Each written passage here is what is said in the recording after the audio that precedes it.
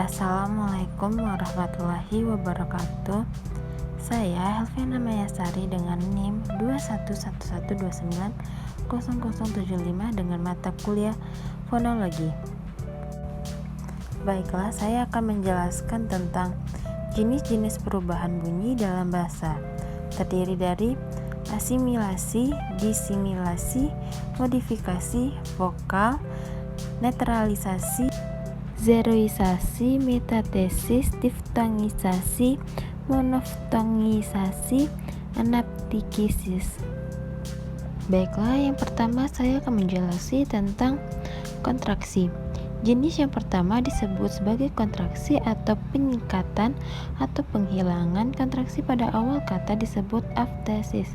Contohnya adalah perubahan kata upwasa menjadi puasa. Kemudian kontraksi pada akhir kata disebut apokope, seperti kata pelangit yang berubah menjadi pelangi. Lalu kontraksi pada tengah kata disebut sebagai sinkope. Contohnya adalah baharu yang beralih menjadi baru.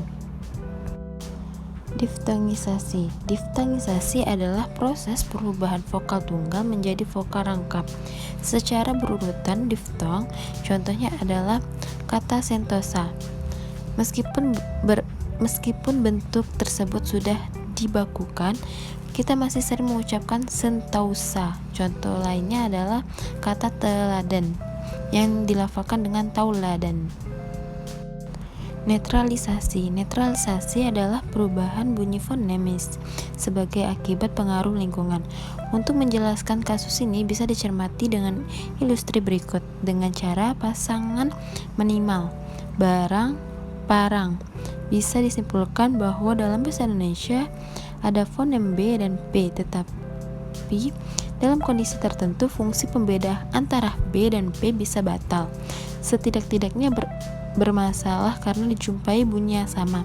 Misalnya fonem B pada silaba akhir kata adab dan sebab diucapkan P, adab dan sebab, yang persis sama dengan pengucapan fonem P pada atap dan usap. Mengapa terjadi demikian? Karena kosonan hambat letup bersuara B tidak mungkin terjadi pada posisi koda ketika dinetralisasikan menjadi hambat tidak bersuara, yaitu P sama dengan relasi yang biasa terdapat dalam fonem P. Modifikasi vokal. Modifikasi vokal adalah perubahan bunyi vokal sebagai akibat dari pengaruh bunyi lain yang mengikutinya. Perubahan ini sebenarnya bisa dimasukkan ke dalam peristiwa asimilasi, tetapi karena kasus ini tergolong khas, maka perlu disinderikan. Selanjutnya yaitu disimilasi. Kebalikan dari asimilasi, disimilasi adalah perubahan bunyi dari dua bunyi yang sama atau mirip menjadi bunyi yang tidak sama atau berbeda. Perhatikan contoh berikut. Kata bahasa Indonesia belajar. Belajar berasal dari pergabungan prekis dan bentuk dasar dari ajar. Meskinya kalau tidak ada perubahan menjadi belajar, tetapi karena ada dua bunyi R, maka R yang pertama diperbedakan atau didisimilasikan menjadi I, sehingga menjadi belajar. Karena perubahan tersebut sudah menembus batas fonem, yaitu R merupakan alofon atau dari fonem R, dan I merupakan alofon dari fonem I pada disebut disimilasi fonemis. Metatesis. Metatesis adalah perubahan urutan bunyi fonemis pada suatu kata sehingga menjadi dua bentuk kata yang bersaing. Dalam bahasa Indonesia, kata-kata yang mengalami metatesis ini tidak banyak, hanya beberapa kata saja. Misalnya, kerikil menjadi kelikir, jalur menjadi lajur, berantas menjadi bantaras. Zeroisasi. Zeroisasi adalah penghilangan bunyi fonemis sebagai akibat upaya penghematan atau ekonomisasi pengucapan. Peristiwa ini biasa terjadi pada penuturan bahasa-bahasa di dunia, termasuk bahasa Indonesia, asal saja tidak mengganggu proses dan tujuan komunikasi. Peristiwa ini terus berkembang karena secara diam-diam telah didukung dan disepakati oleh komunitas penuturannya. Monoftongisasi adalah yang merupakan kebalikan dari diftongisasi. Monoftongisasi adalah perubahan dua buah vokal atau gugus vokal menjadi sebuah vokal.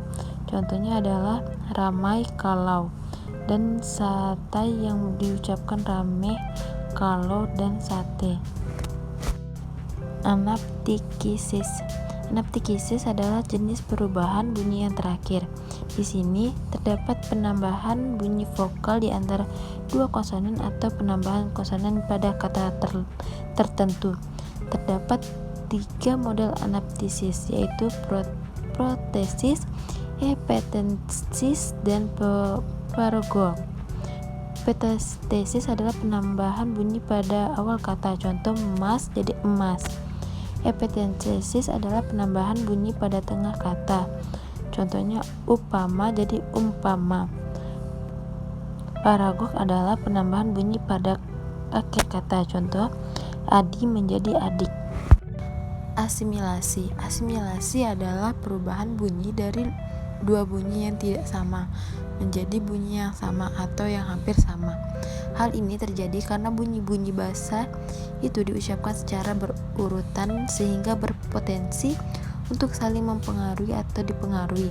Perhatikan contoh berikut. Kata bahasa Inggris top diucapkan top dengan T apicodental, tetapi setelah mendapatkan S lamino palatal pada stop, kata tersebut diucapkan stop dengan T juga lamino palatal. Dengan demikian dapat disimpulkan bahwa T pada stop disesuaikan atau dimisalasikan artikulasinya dengan S yang mendahulinya sehingga sama-sama lamino palatal. Jika bunyi yang didisimilasikan terletak sesudah bunyi yang mengasimilasikan disebut asimilasi progresif.